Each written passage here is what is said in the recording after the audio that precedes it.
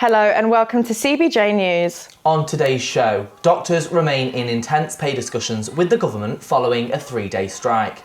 It's almost 3 years since the first coronavirus lockdown was announced. We check in on Nottingham businesses who are still feeling the effects.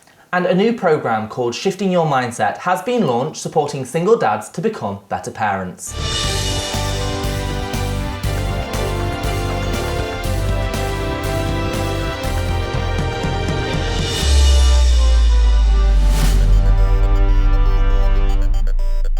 Good afternoon, I'm Jamie Slack. And I'm Andrea Pritano, and here is your Friday news. We start today's programme with breaking news. An arrest warrant has been issued for Russian President Vladimir Putin. The International Criminal Court alleges he is responsible for war crimes, including the unlawful deportation of children from Ukraine to Russia. Despite issuing the warrant, which is a strong show of condemnation from the ICC, has no powers to arrest suspects as Russia is not signed up to its agreement. It is unlikely Putin will be extradited. Back here, it's the end of the 3-day junior doctors' strikes at Nottingham hospitals, but the government is yet to make a pay offer, despite coming up with a deal for nurses and paramedics. CBJ Joe Maloney reports. What do we want? Fair pay! When do we want it? Now! Hundreds gathered outside the Nottingham University Hospital to protest against the low wages of junior doctors, which have been cut by over a quarter in the last 15 years. Newly qualified medics now earn £14.09 an hour, which is actually less than you can earn making a coffee at high street store Pret. The 5-year degree can rack up over £100,000 in debt for junior doctors, and with the life-saving work they do, they feel this is not enough. They might be the person who's there when you first have a heart attack. They might be somebody who's there helping put a cannula into a child for antibiotics, those sorts of things. So we're asking the government to meet our demands, reverse our pay cuts, and give us back pay restoration, essentially.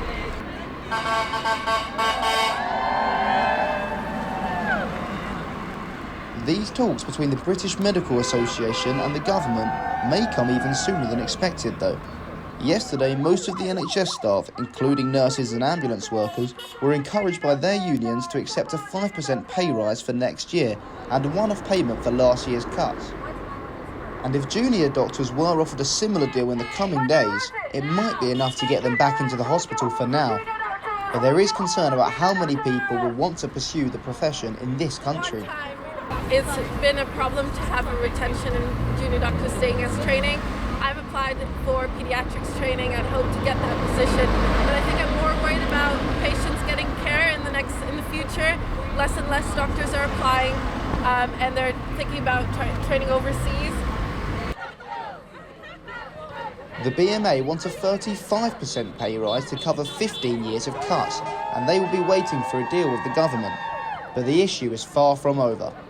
Joe Maloney, CBJ News, Nottingham. For many of us, COVID seems like a distant memory, but for some small businesses in Sneinton, the pandemic side effects are only just starting to ease. CBJ's Laura Parker went to find out more. Today marks 3 years since the country went into lockdown, and whilst the majority of things have gone back to normal, there are still some small businesses that are feeling the effects. COVID affected all of us in many ways, with face masks and lateral flow tests being the centre of our lives. As much as it affected our health, it affected our economy, with businesses unsure what the future would hold. Even 3 years on, some of our favourite spots to shop remain quiet. Small independent businesses such as these have recovered in different ways. Bone Arrow's owner Claire left her job as a makeup artist to pursue her career in jewellery making.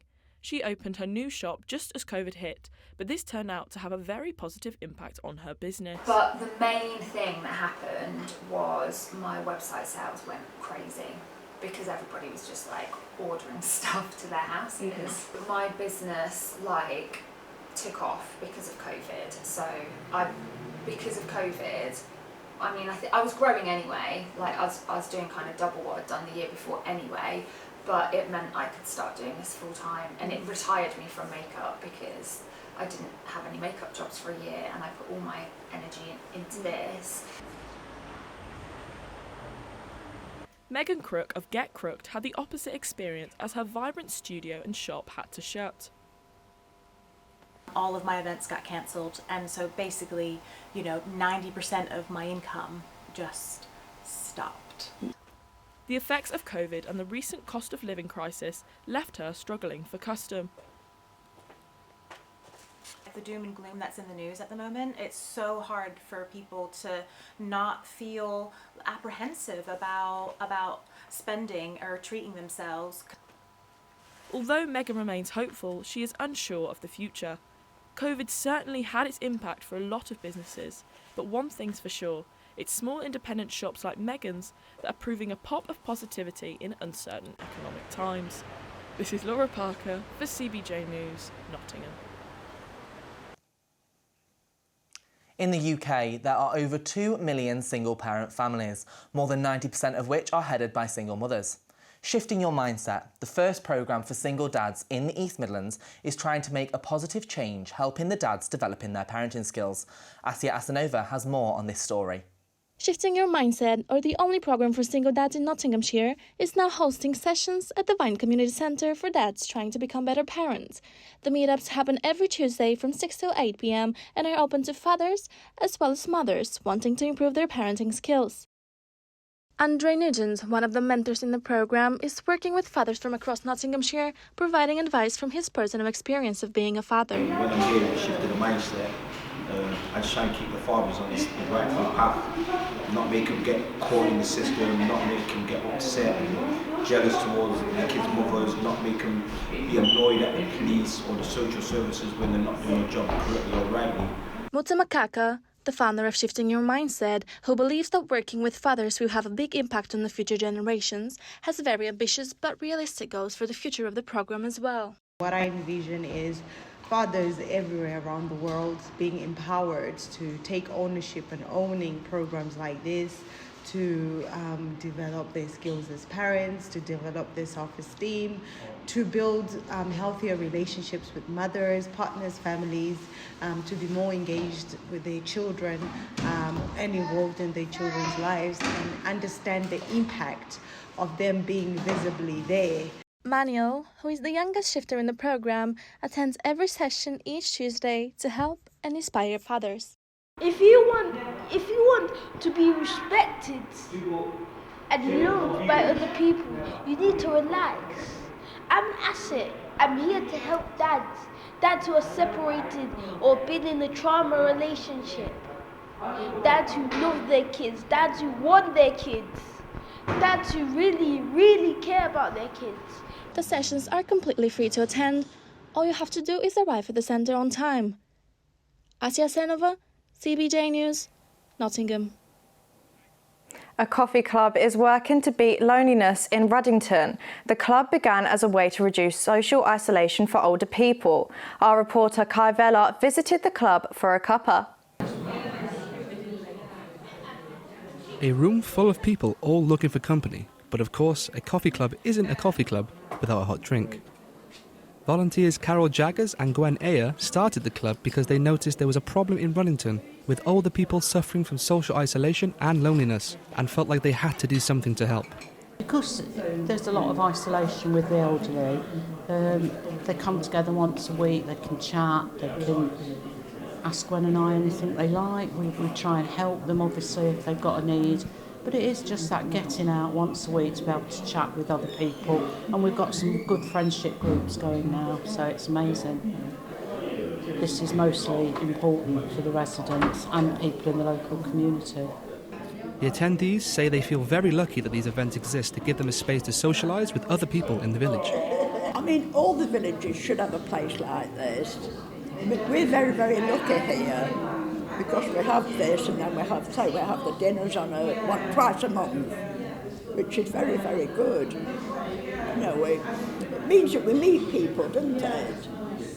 That's what, I mean, this is what you need when you get older, is to meet people, just have a chat, more or less. The club meets every Wednesday from 10 a.m. to midday at St Peter's Room in Ruddington and welcomes people 55 and over. It's free, but most people donate at least £1 to help keep the club going. Alongside the club, Carol and Gwen also manage a community fridge that provides food to those who need it. Britain is famous for a cup and a chat, and this club is proven very powerful in bringing the community together. Kai Vella, CBJ News, Nottingham. Today, across the world, many will be celebrating St Patrick's Day. Our reporter Luke Rolt is out in the city finding out about how locals are celebrating the day. So Luke, tell me what you can see.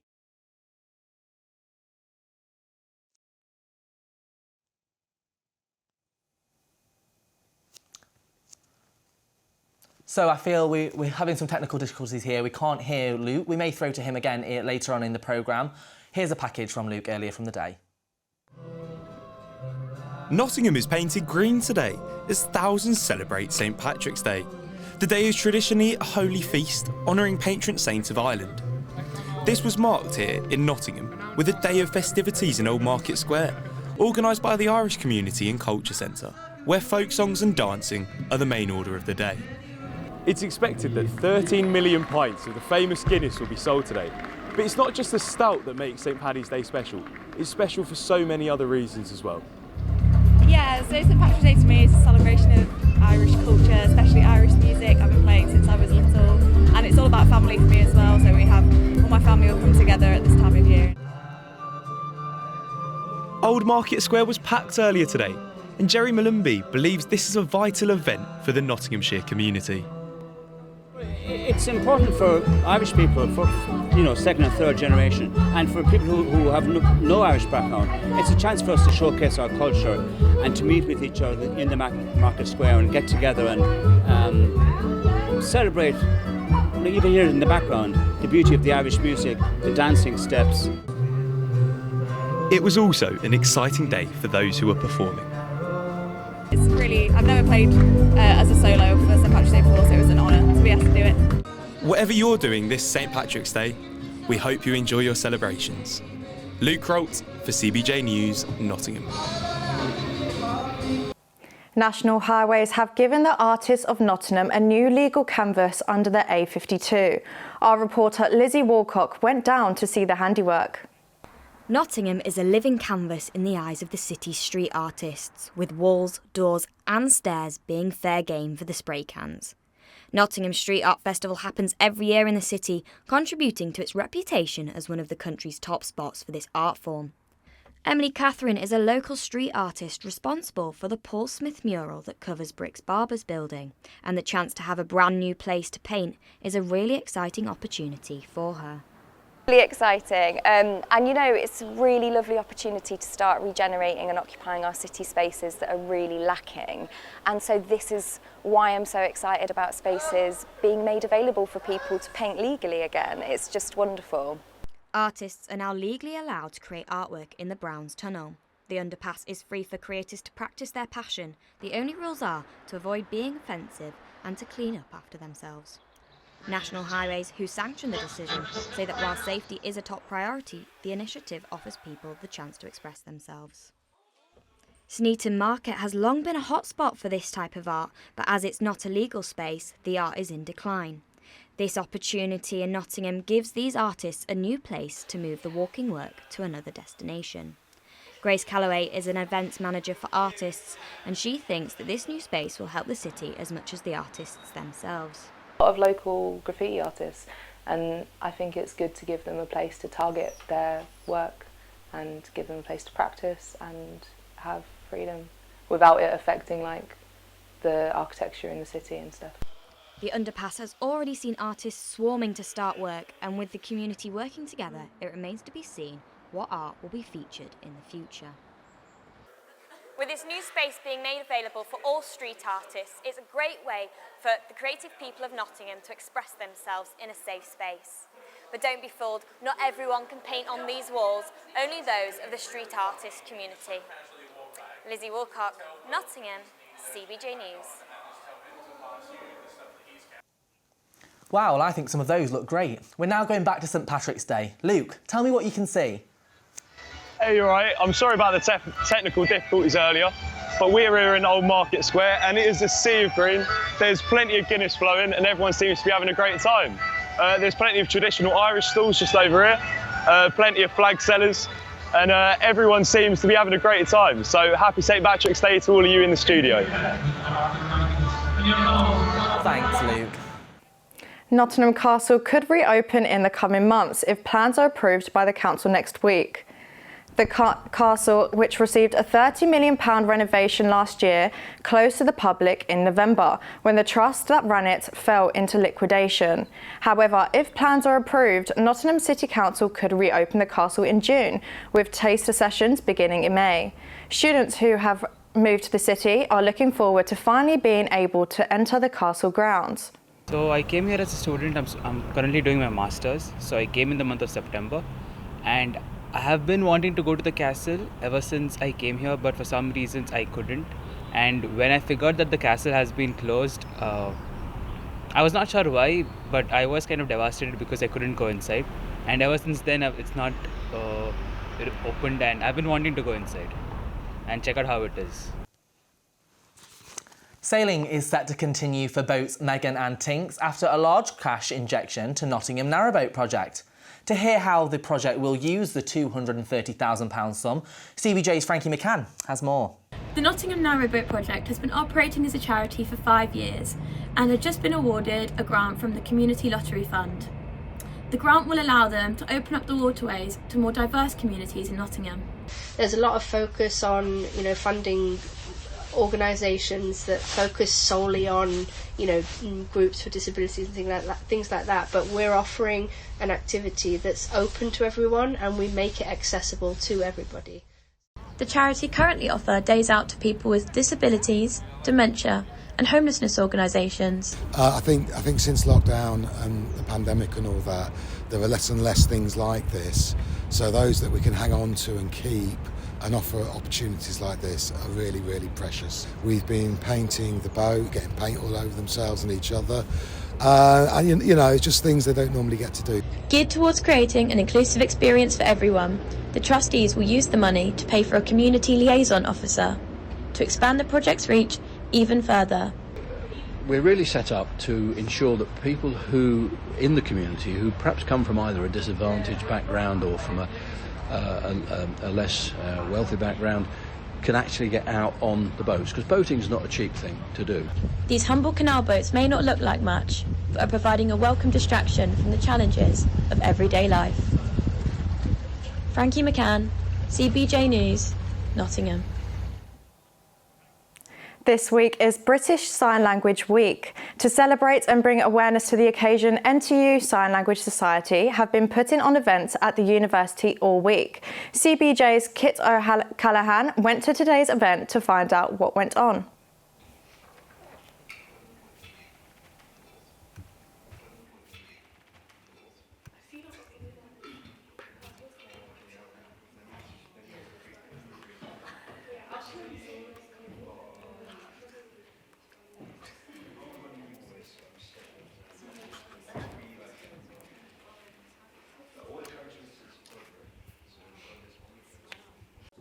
The silence speaks 1,000 words in this room as people come together to mark such an important milestone, last year's British Sign Language Act. Today's event, organised by NTU Sign Language Society, is just one of a week's worth of campaigning and workshops aimed at raising awareness for sign language and its importance in today's society. This whole week is all about making sign language very aware and people understanding that actually being deaf in society is quite difficult, and just to know a few signs, and if you bump into someone who needs a bit of support, just knowing a few signs will reassure them and they feel like they can actually go outside and not close themselves off from society. And yeah, it's just, I think personally, it's something that should definitely be more put into like education, and the people, just a little bit of understanding goes a long, long way. This event is linked with Nottinghamshire Deaf Society and is aimed at beginners and those taking the first steps in learning BSL. It was open to all NTU staff and students and consisted of a demonstration with a representative from Nottingham Deaf Society, and plenty of time to practice. The audience went over everything from basic greetings to the alphabet, and everyone had a go at signing their name before breaking into pairs and putting their newfound skills to the test. Yeah, I came to the event because I actually work in the disability and inclusion support team, so we do support some deaf students. So I wanted to just be more familiar with BSL, particularly if we're meeting students at open days, to have some basic greetings, to have that communication, because obviously it's a very effective communication tool for some students. And I know it's Sign Language Awareness Week, so it's obviously really good to sort of raise that awareness. So I was really pleased to be able to come along to this event today. According to data from the 2021 census report, an estimated 151,000 people use BSL as one of their languages. It is hoped that events like this can continue to increase that number. Kit O'Callaghan for CBJ News. Wagamama's has announced the extension of its Noodle Union, launching new student hubs where every student will be offered a free side and drink with a meal. They want to encourage students to come out in times of stress and loneliness. Our reporter Thea Holland has more.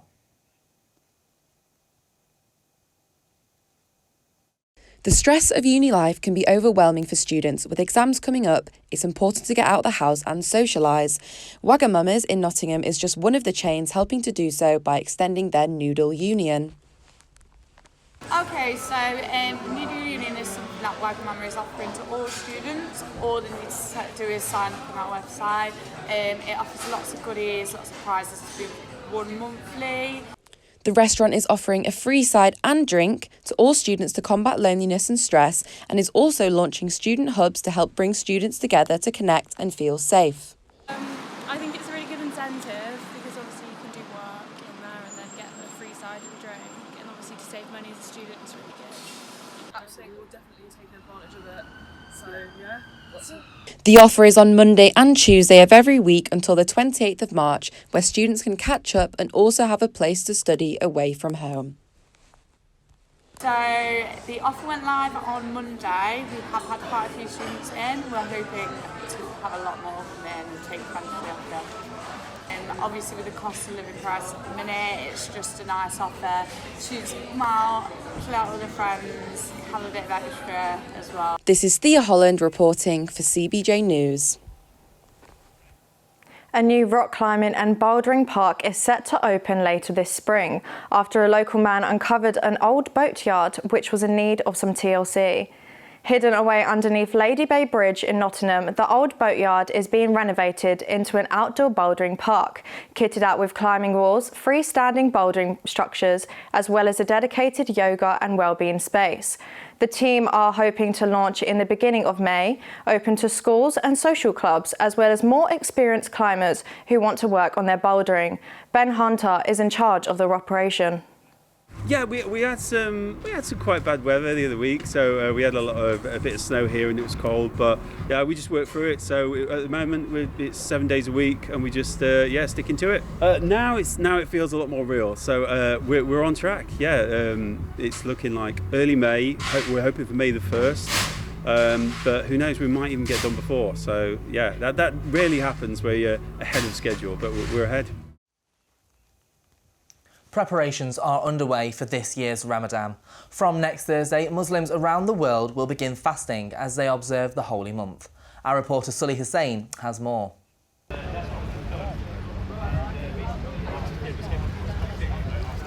It's an exciting time in the Islamic year.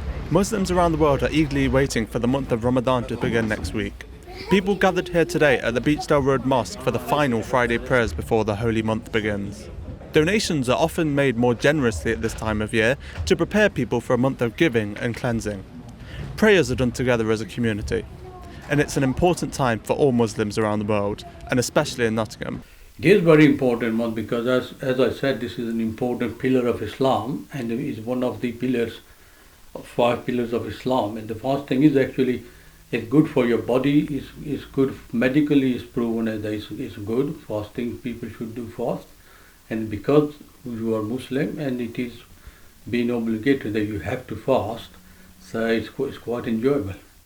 Ramadan is also a time that can benefit businesses too. Nottingham-based shop Kamal Food Store specialise in halal produce and international items. The shop has been supporting Beechdale Mosque for 3 years, making sizable donations and also paying for their electricity bills, which as we know are at an all-time high. Ramadan is also a time when the demand for fresh meat and dates go up, with the store specially ordering more to fill the demand of the local community.